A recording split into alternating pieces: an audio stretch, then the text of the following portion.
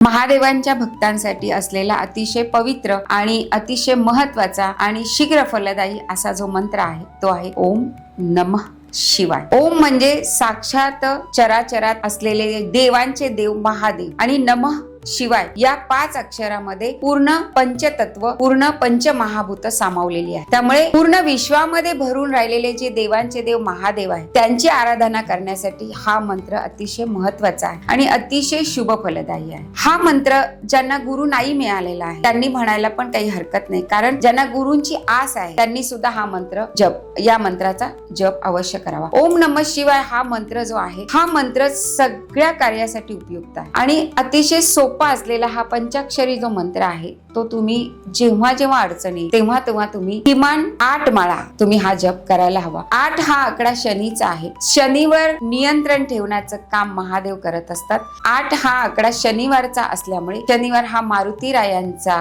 वार आहे। मारुतीरायांची जे उपासना करतात त्यांना 7:30ची कोणतीही बाधा त्रास देत नाही। ज्यांना 7:30 सुरू आहे त्यांना जर कुठलाच मंत्र माहित नसेल तर त्यांनी हा मंत्र अवश्य करावा। ओम नमः शिवाय। जय गजानन।